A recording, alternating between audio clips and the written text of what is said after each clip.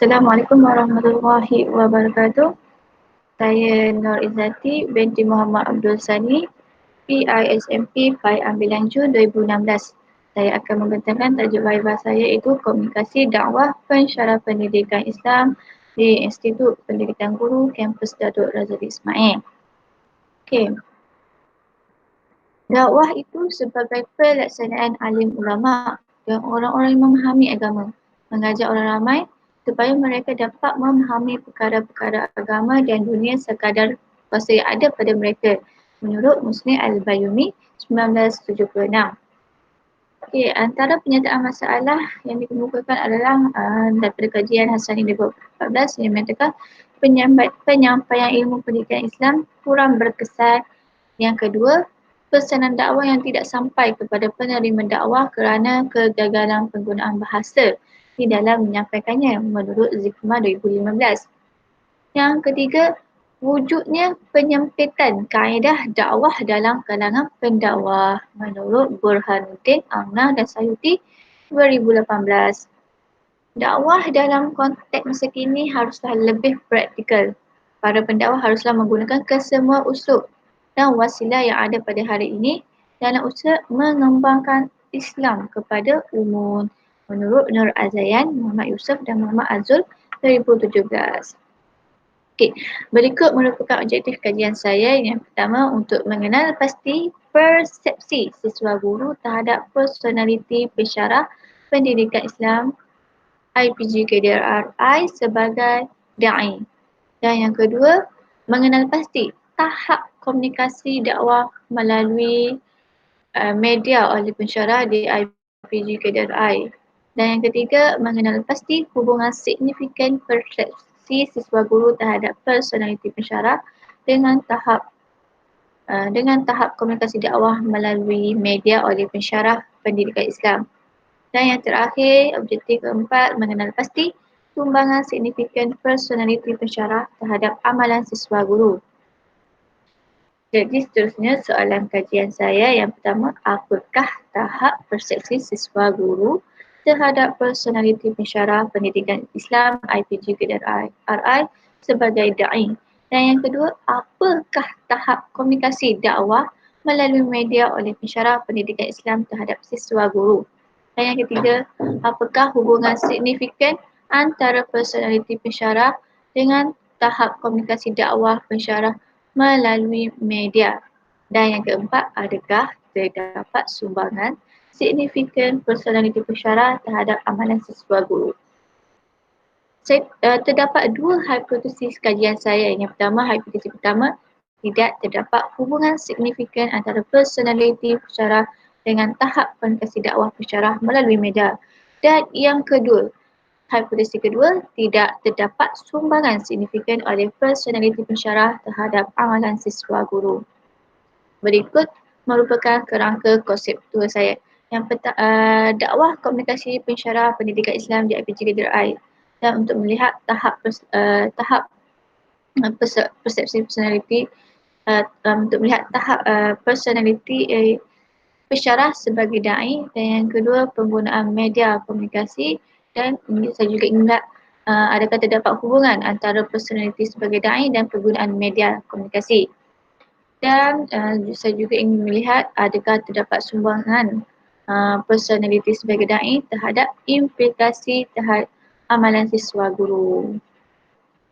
Dan kajian literatur. Kajian literatur yang pertama daripada Dapatan Kajian Fayilah, Muhammad Syarawi, Siti Zaliha, Siti Azwani dan Muhammad Iqmal 2018 menyatakan kemahiran komunikasi dalam kalangan mahasiswa terhadap masalah dari sudut berdepan dengan audiens yang berlainan jantina.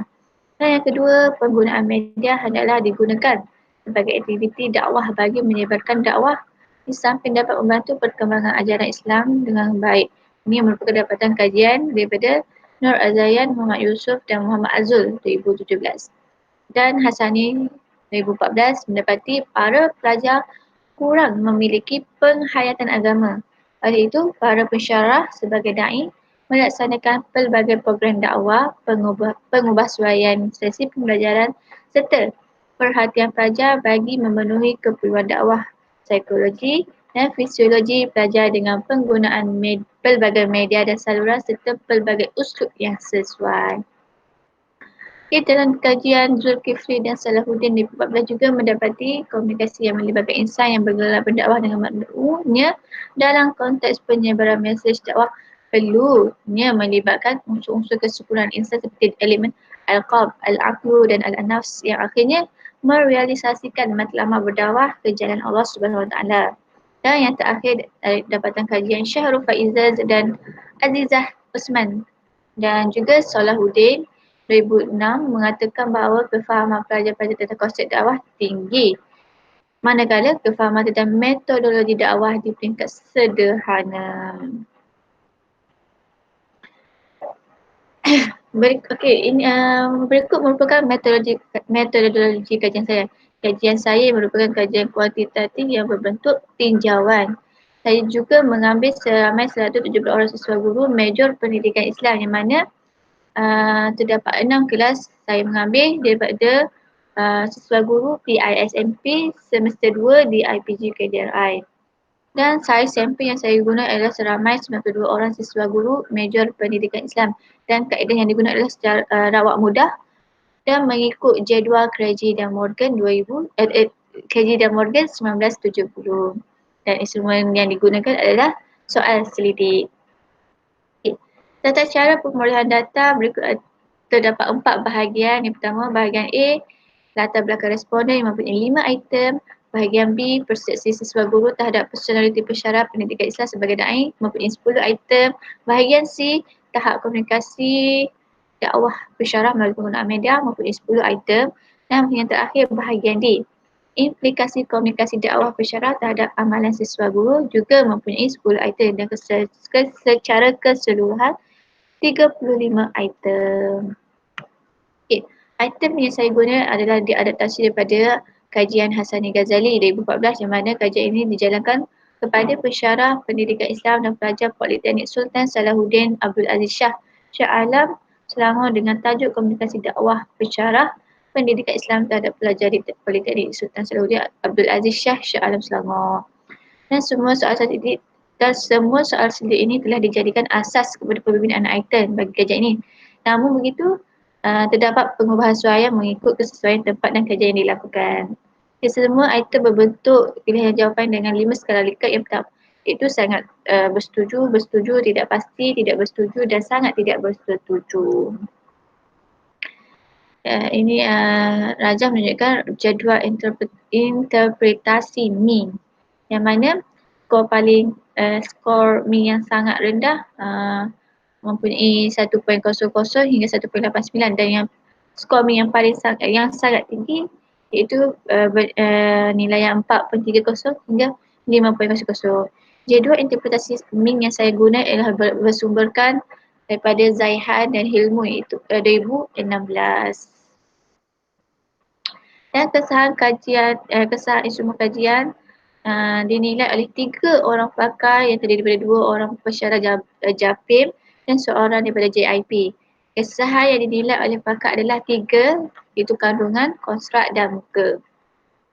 Okay, kebolehpercayaan instrumen kajian diukur dengan alfa Cronbach setelah kajian rintis diadakan terhadap siswa guru major pendidikan Islam. Nilai jadual merupakan nilai alfa Cronbach yang telah diperoleh. Yang pertama, personality nilaian 0.923, media 0.918, amalan 0.934 dan secara keseluruhan nilai alfa Cronbach itu sebanyak 0.950 yang mana ia berada pada tahap yang tinggi. Okay. Tata cara penganalisisan data. Yang pertama, objektif pertama dan kedua tidak terdapat hipotesis dan analisis data yang digunakan adalah deskriptif untuk melihat min, sisihan piawai dan peratus. Objektif ketiga terdapat hipotesis. Saya menggunakan korelasi Pearson sebagai analisis data. Dan objektif keempat juga mempunyai hipotesis yang mana menggunakan analisis data, inferensi, regresi. Okay, lihat kepada objektif utama iaitu tahap persepsi siswa guru terhadap personaliti pensyarah pendidikan Islam. Nilaian min secara keseluruhan menunjukkan 4.46 dan siswa piawai 0.47 dan nilaian min menunjukkan ia berada pada tahap yang sangat tinggi.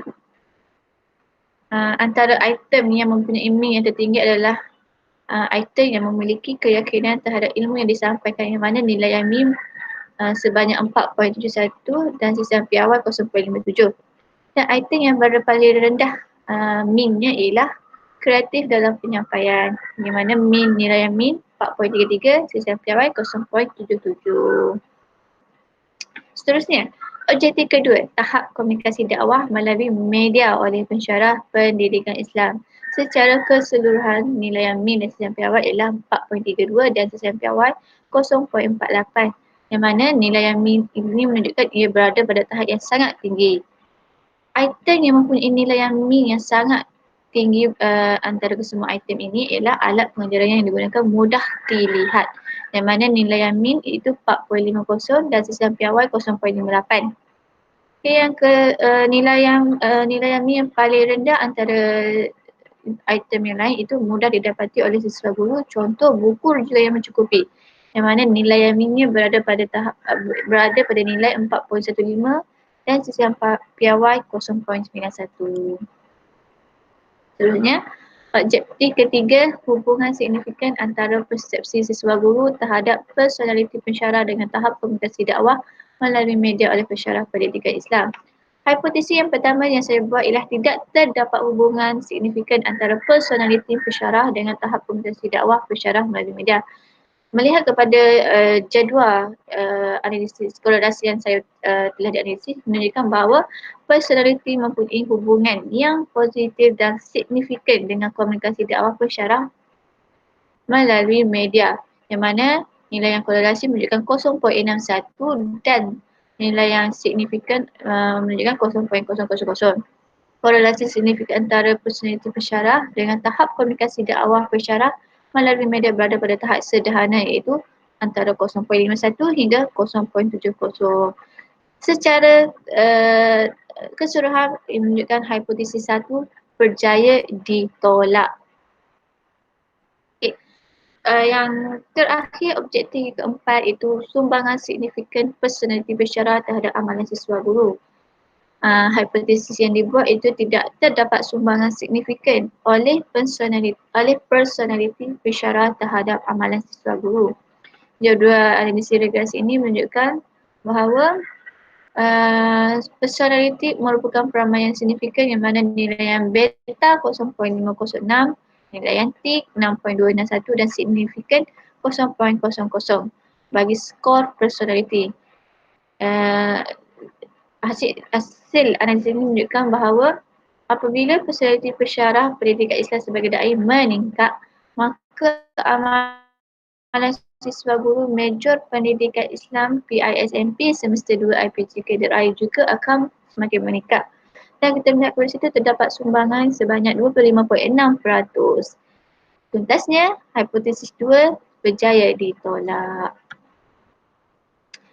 Okay, secara kesimpulannya, oleh itu komunikasi dakwah pensyarah pendidikan Islam boleh dipertingkatkan lagi bagi memberi impak yang besar kepada perubahan dalam kehidupan siswa guru mengikut acuan Islam. Pensyarah sebagai ejen dakwah perlu sentiasa menunjukkan kepribadian mantul dan sentiasa mengikut arus perkembangan semasa dalam menyampaikan dakwah. Jadi, implikasi kajian yang pertama, pensyarah sentiasa mempertingkatkan kaedah komunikasi dakwah, iaitu seiring dengan perubahan pendidikan sekarang. Dan yang kedua, mengekalkan dan pada waktu yang sama meningkatkan kredibiliti sebagai da'i kepada para siswa guru. Kerana pensyarah ini merupakan orang yang terdekat untuk para siswa guru ni untuk jadikan teladan, orang yang paling terdekat lah. Okay, yang kedua, siswa guru major PI, pendidikan agama Islam. Semestinya mereka ini perlu mempersiapkan diri dengan ilmu pengetahuan yang luas, khususnya ilmu agama, kerana ia merupakan bidang mereka. Yang kedua, kepribadian seorang guru pendidikan Islam itu juga perlu dijaga kerana keterampilan itu penting dalam kita menyampaikan dakwah. Okay, yang ketiga, Kementerian Pendidikan Malaysia, KPM. KPM juga perlu menyelaraskan dan mempertingkatkan kurikulum pendidikan Islam di peringkat IPTA. Dan yang kedua, sentiasa turun padang untuk melihat masalah-masalah yang dihadapi oleh institusi-institusi pengajian khususnya dalam perkara yang melancarkan proses pengajaran dan pembelajaran. Menunjukkan bahawa KPM perlu memainkan peranan yang mana untuk turun ke padang untuk bersama ada institusi tersebut adakah mempunyai kelengkapan fasiliti ataupun ada perlunya penambahbaikan yang perlu dibuat oleh KPM untuk menjadikan pengajaran ini lebih berkualiti. Okay. Antara cadangan saya untuk kajian lanjutan, saya mencadangkan supaya kajian ini dilakukan bagi skop populasi yang lebih luas bagi mewakili negeri ataupun negara. Tidak tertumpu kepada hanya satu institusi saja. Biarlah ia meliputi negeri ataupun negara untuk kebaikan kita juga. Dan yang kedua, kajian lanjutan diadakan berkaitan dengan aspek pendekatan komunikasi dakwah para pendidik melalui media yang digunakan semasa pengajaran dan pembelajaran di dalam kelas. Yang kedua ni menunjukkan lebih spesifik di mana komunikasi dakwah ni dilakukan melalui media semasa pengajaran proses PDP di dalam kelas. Lebih tertumpu kepada media. Okay, itu saja. Ini merupakan rujukan yang digunakan oleh saya. Itulah. Sekian saja daripada saya. Nur Rizati binti Muhammad Abdul Sani.